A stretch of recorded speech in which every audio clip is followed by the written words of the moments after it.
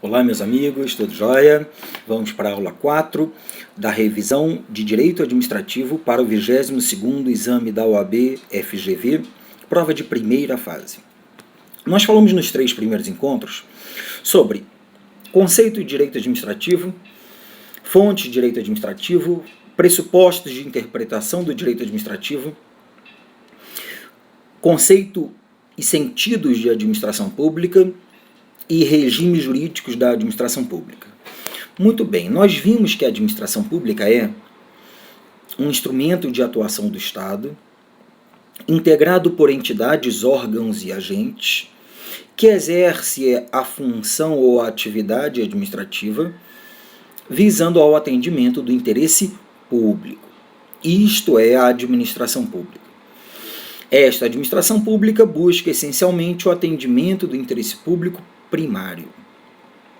A administração pública, ela em toda a sua atuação, tem que observar princípios, teoremas, axiomas, bases fundantes de todo o seu comportamento. Princípio é aquilo que fundamenta todo e qualquer comportamento. Então, a administração pública, como todos nós, também possui seus princípios. A doutrina dominante vai dizer que há 2 princípios fundamentais do direito administrativo, que são o princípio da supremacia do interesse público sobre o interesse privado e princípio da indisponibilidade do interesse público. Doutrina dominante, à luz dos ensinamentos do professor Celso Antônio Bandeira de Mello. Princípios fundamentais: supremacia do interesse público sobre o privado e princípio da indisponibilidade do interesse público. Já deixo aqui registrado que há um entendimento minoritário diverso, que é o da professora Maria Silvia Zanella de Pietro, que diz para nós que são 2 princípios fundamentais: supremacia do interesse público sobre o privado e princípio da legalidade. Posicionamento da professora Maria Silvia. Mas o posicionamento, eu repito, dominante, é que são os 2 princípios fundamentais, as 2 pedras de toque do direito administrativo: supremacia do interesse público sobre o privado e indisponibilidade do interesse público. De forma bem básica, a supremacia do interesse público sobre o privado é aquele princípio que vai justificar o uso de prerrogativas por parte da administração pública contra toda a coletividade. Contra aqui no sentido de contra qualquer posicionamento individual em toda a coletividade, porque quando eu, a administração pública, atuo com supremacia no uso de privilégios, prerrogativas, a única razão de ser para esta minha atuação é atender ao interesse público, satisfazer as necessidades da coletividade. Então, o princípio da supremacia do interesse público sobre o privado justifica, regra geral, todos os atos de império do Estado, da administração pública, em favor da coletividade, ainda que tenha que se sobrepor sobre um, outro ou alguns interesses individuais. Princípio da supremacia do interesse público sobre o interesse privado. Beleza? E quem é o gestor do interesse público? É o poder público, é o Estado, é a administração pública. Então, vez por outra, você vai ver a administração pública dizendo para você: não estacione aqui, porque aqui o fluxo de carro é muito grande. Então, o seu interesse de estacionar aqui, obviamente, não pode prevalecer sobre o interesse de toda a coletividade, ou da maior parte da coletividade, uma vez que o fluxo de trânsito vai afetar, obviamente, uma escala muito maior de pessoas. Então, a administração pública, como a gestora dos interesses coletivos, vai atuar de forma vantajosa, com prerrogativas, com desigualdade, com supremacia sobre todos os demais. Então, regra geral, os institutos que nós encontramos no direito administrativo encontram fundamento neste princípio da supremacia. Intervenção do Estado na propriedade, exercício do poder de polícia, a prática de muitos dos atos administrativos. Perfeito? Bacana. O outro princípio fundamental que a doutrina majoritária apresenta é o princípio da indisponibilidade do interesse público. A única razão de ser da administração pública, dos administradores públicos, é cuidar dos interesses coletivos. O gestor público, o administrador, os agentes públicos não estão ali para o seu bel prazer, não estão ali para cuidar de suas próprias vidas. Os agentes públicos estão ali para cuidar do que é do público, gerir a coisa pública. A atividade estatal, a atividade de administração pública decorre do princípio republicano, do princípio democrático. Eu cuido da coisa pública que pertence a todos e não cuido de interesses privados. Então, sempre que eu atuar, será em favor da coletividade. Eu nunca poderei abrir mão de atender ao interesse público. Então, eu, quando atuo no poder público, eu, Estado, eu, administrador público, eu, agente público, eu atuarei sempre, nunca ficou legal, né? Eu atuarei nunca dispondo de atender ao interesse público. Eu não posso abrir mão de alcançar o interesse público. Perfeito? Então, muitas das restrições sofridas pelo Estado, restrições, sujeições, limitações sofridas pela administração pública têm como fundamento o princípio da indisponibilidade do interesse público. Exemplo: eu, gestor público, vou atuar, mas eu atuando em nome da coletividade, cuidando do que pertence à coletividade, eu posso fazer o que eu bem entender? Não, não posso. Tem uma regra de conduta que vai dizer em que limite eu, agente público, vou atuar. Ou então vai dizer com precisão como eu devo atuar. Eu, agente público, estou preso à lei, à vontade da lei, à vontade do povo, que é o titular do poder. Então, o agente público não tem liberdade de agir. Eu, agente público, posso praticar atos que favoreçam determinada pessoa em detrimento dos demais? Não, eu não posso. Meu comportamento tem que ser idôneo, reto, probo, leal, moral. Então repare que tem muitas regras no ordenamento jurídico que restringem o comportamento do administrador público, do agente público. Isto tudo encontra fundamento, de uma forma bem genérica, no princípio da indisponibilidade do interesse público, que nos informa que o agente público, ao atuar, nunca pode abrir mão de atender, essencialmente atender, o interesse público primário, o interesse que atende toda a coletividade. Beleza?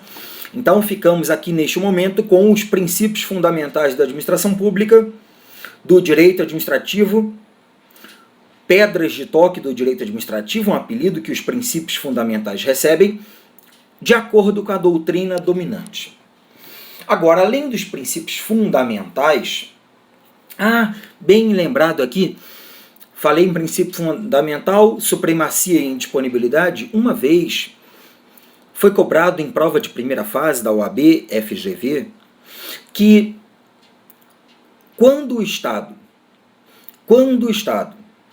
é condenado a pagar uma indenização à vítima que sofreu um dano causado por um agente público, típica responsabilidade civil do Estado, a vítima cobra da pessoa jurídica do Estado, e o Estado vai se voltar posteriormente em ação de regresso contra o agente causador do dano nos casos de dolo ou de culpa.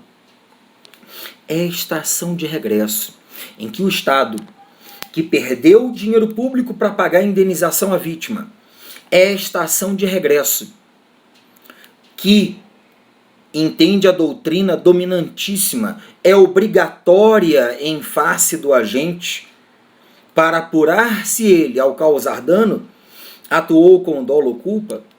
Esta ação de regresso em que a pessoa jurídica, em que o Estado pretende buscar o ressarcimento ao cofre público, uma vez que o agente público, atuando em serviço, causou dano no particular. O particular cobrou o prejuízo do Estado, vamos imaginar, 100 mil reais. O Estado foi condenado e pagou os 100 mil reais. Então, 100 mil reais, valor que saiu do cofre público, do tesouro. Este 100 mil reais é um dinheiro público. Então, o poder público, gestor do dinheiro público, da coisa pública, tem que se voltar regressivamente contra o seu agente. Em ação de regresso, vai ter que se voltar regressivamente. Esta ação de regresso, esta ação regressiva do Estado condenado que pagou a indenização à vítima contra o seu agente causador do dano, para que o Estado, apurando se o agente atuou com dolo ou culpa, o Estado consiga de volta o dinheiro público, esta ação de regresso tem fundamento no princípio da indisponibilidade do interesse público. Beleza? Beleza. Saindo dos princípios fundamentais, vamos falar dos princípios setoriais. São princípios setoriais da administração pública ou do direito administrativo aqueles princípios que se alocam, que se ajustam a uma determinada área, a um determinado setor, a um determinado tema. Princípio setorial é aquele que trata de certo setor da matéria, certa parte da matéria. Então, por exemplo, no tema licitações, nós temos um princípio setorial chamado princípio do julgamento objetivo. No tema serviços públicos, nós temos um princípio setorial chamado princípio da cortesia na prestação. No tema processo administrativo, nós temos um princípio chamado princípio da ampla defesa e do contraditório. Então percebamos que há vários princípios que se encaixam perfeitamente em determinada parte da matéria. Estes princípios, parte da doutrina chama de princípios setoriais. E isto também já foi cobrado em prova da OAB FGV. Beleza? Bacana. E eu encerro este nosso bloco, esta nossa aula 4, com a apresentação dos 5 princípios básicos, princípios constitucionais expressos da administração pública, que todos nós sabemos que são aqueles princípios que se encontram no artigo 37 caput da Constituição da República de 88. 37 caput da Constituição da República de 88. Diz o 37 caput, você provavelmente está abrindo ele agora para conferir. Abriu, beleza? A administração pública, direta e indireta, de todos os poderes, em todos os níveis federados, deve obediência aos princípios de legalidade, impessoalidade, moralidade, publicidade e eficiência. A administração pública, direta e indireta, de todos os poderes, em todos os níveis da federação, deve obediência aos princípios de legalidade, impessoalidade, moralidade, publicidade e eficiência. Repare, toda a administração pública brasileira, em qualquer âmbito, deve obediência aos princípios do LIMPE, Legalidade, impessoalidade, moralidade, publicidade e eficiência. LIMPE. O nome LIMPE é um nome muito usado há muitos anos, que junta as 5 iniciais de legalidade, impessoalidade, moralidade, publicidade e eficiência em uma palavrinha. E o nome LIMPE, ele é bem legal, né? Mais do que simplesmente uma palavra para decorar, um mnemônico. Ele é bem legal porque dá uma ideia do que a administração pública não pode fazer, né? A administração pública pode praticar atos ilegais? Não. Pode praticar atos pessoais favorecendo alguém ou perseguindo alguém? Também não. Pode atuar de forma desonesta, desleal, de má fé? Também não. Pode atuar praticando atos secretos, não dando transparência do que faz? Também não. E pode atuar de forma burocrática, procrastinatória, não chegando ao resultado? Também não. Então repare que legalidade, impessoalidade, moralidade, publicidade e eficiência, 5 princípios que formam a palavra LIMPE. A administração pública não atue fora da lei, não favoreça ou persiga alguém, não seja desonesta, não viole o dever de transparência e não retarde o serviço, atenda à coletividade. A administração pública limpe suas mazelas, limpe o que está de errado. Beleza? Grande abraço, fechamos esta aulinha 4, agora eu venho com a aula 5 falando sobre os 5 princípios do LIMPE. Bons estudos a todos, vamos juntos até a sua vitória final. Conte comigo. Aquele abraço.